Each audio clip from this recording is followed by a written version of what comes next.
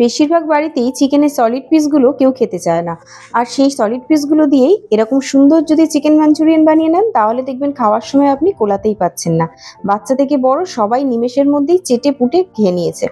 তো চলুন আজকের স্পেশাল রেসিপি, একটা চিকেনের চাইনিজ রেসিপি বানাচ্ছি, চিকেন মাঞ্চুরিয়ান। তার জন্য আমি এখানে চিকেনের ব্রেস্টের খানিকটা মাংস নিয়ে নিয়েছি, তার মধ্যে পরিমাণ মতো নুন, কালো মরিচের গুঁড়ো, একটু চিলি ফ্লেক্স, আদা রসুন বাটার পেস্ট হাফ চামচ মতো, একটা ডিম ফাটিয়ে ওর মধ্যে দিয়ে দিলাম, 1 টেবিল চামচ দিচ্ছি কর্নফ্লাওয়ারের পাউডার, আর দিয়ে দিচ্ছি 1 টেবিল চামচ মতো সয়া সস। এই সমস্ত উপকরণের সাথে চিকেনটাকে খুব ভালোভাবে এখানে আমি মিশিয়ে নিচ্ছি। সব মশলাগুলো যেন চিকেনের সাথে খুব ভালোভাবে মিশে যায়, ভালো করে আমি মাখিয়ে নিয়েছি। এবার এটাকে একটু রেস্টে রেখে দেবো।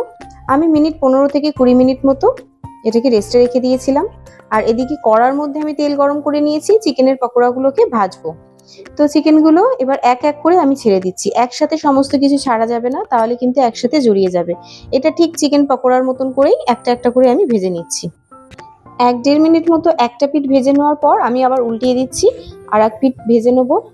আমি ঠিক এটাকে একটু লালচে লালচে করে পকোড়ার মতন করেই ভাজবো, খুব বেশি সাদাও রাখবো না, আবার বেশি পুড়ে কালো হয়ে গেলেও খেতে ভালো লাগবে না। আর এমনিতেই এই পকোড়াগুলো কিন্তু শুধু খেতেও খুব ভালো লাগে। সন্ধ্যাবেলা স্ন্যাক্স হিসাবে যদি এইভাবে চিকেন পকোড়া বানিয়ে খান, শুধু প্লেন টমেটো কেচাপ দিয়ে খেলেও দারুণ লাগে, বা শুকনো খেলেও ভালো লাগে। আর বাড়িতে যখনই এরকম চিকেন মাঞ্চুরিয়ান রান্না করি তখন কিন্তু আমার পকোড়া ভাজার সময় অনেকগুলো পিস এমনিই তুলে সবাই খেয়ে নেয়। খুব টেস্টি লাগে এই পকোড়াগুলো। তো আমি এখানে বাকি সমস্ত পকোড়াগুলো এক এক করে কিন্তু ভেজে রেডি করে নিলাম। দেখতেই পাচ্ছেন পকোড়াগুলো এখানে কতটা লোভনীয় লাগছে। তো এইভাবেও পকোড়া খেতেও খুব ভালো লাগে। তবে আমি এখানে চিকেন মাঞ্চুরিয়ান বানাবো, তার জন্য আমি কিছু উপকরণ এখানে কেটে নিয়েছি, যেমন পেঁয়াজ, কাঁচা লঙ্কা, আদা, রসুন, capsicum, red yellow bell pepper, সবগুলোকে খুব ভালো করে কুচি কুচি করে একসাথে আমি রেডি করে রেখেছি। এবার আদা আর রসুনের যে কুচিটা ছিল সেটাকে প্রথমে তেলের মধ্যে দিয়ে 1 মিনিট নেড়ে চেড়ে নিয়ে, কাঁচা লঙ্কার কুচিটা দিয়ে আবার একটুখানি নেড়ে চেড়ে নিচ্ছি। আর তারপরে কিউব করে কেটে রাখা পেঁয়াজটা, ক্যাপসিকাম, আর এর মধ্যে দিয়ে দেবো ইয়েলো বেল পেপার আর রেড বেল পেপার, সমস্ত কিছুকে দিয়ে এবারে খুব ভালো করে এটাকে 1-1.5 মিনিট মতো গ্যাসের ফ্লেমটাকে হাই রেখে ভাজা ভাজা করে নেব। এটাকে খুব বেশি লালচে করে ভাজা ভাজা করব না, জাস্ট একটু পেঁয়াজের কালারটা যখনই দেখবেন একটু চেঞ্জ হয়েছে, সাদা মতো হয়ে গেছে, বুঝবেন রেডি হয়ে গেছে। কারণ এটাকে লালচে করলে একদমই ভালো লাগবে না। এর মধ্যে একটু আমি কাশ্মীরি লঙ্কার গুঁড়ো অ্যাড করে দিলাম। তাতে কিছুই না, টেস্টে কোনো তফাৎ হয় না, কিন্তু দেখতে খুবই সুন্দর লাগে, একটু লালচে কালার, সেই কারণেই দেওয়া। এবার 1 টেবিল চামচ সয়া সস, 3 টেবিল চামচ দিয়ে দিলাম টমেটো কেচাপ, 2 টেবিল চামচ দিয়ে দিলাম চিলি সস। সমস্ত কিছুকে দিয়ে আবার খুব ভালো করে আমি 1 মিনিট মতো নেড়ে চেড়ে মিশিয়ে নেবো। গ্যাসের ফ্লেমটাকে আমি হাই রেখেছি এখন। তো 1-1.5 মিনিট ভাজা ভাজা হওয়ার পর আমি 1 টেবিল চামচ কর্নফ্লাওয়ারকে এখানে জলের সাথে গুলে এর মধ্যে অ্যাড করে দিলাম। এই সময় গ্যাসের ফ্লেমটাকে আমি লো করে দিয়েছি, দিয়ে একটু নেড়ে চেড়ে রেখে মিশিয়ে নিচ্ছি। খুব ভালোভাবে মিশিয়ে নিচ্ছি, নাহলে কিন্তু ওটা ঢেলা মতো হয়ে যাবে কর্নফ্লাওয়ারটা। তো সঙ্গে সঙ্গেই মিশিয়ে নিয়ে তারপরে আমি আরেকটু জল ওর মধ্যে অ্যাড করে দিলাম। দিয়ে আবার হালকা নেড়ে চেড়ে যখন ফুটে এসছে গ্রেভিটা, তখন আমাদের চিকেনের যে পকোড়াগুলো করা ছিল সেইগুলো ওর মধ্যে অ্যাড করে দিলাম। দিয়ে এবার ভালো করে নেড়ে চেড়ে এটাকে একটু ফুটিয়ে নিতে হবে।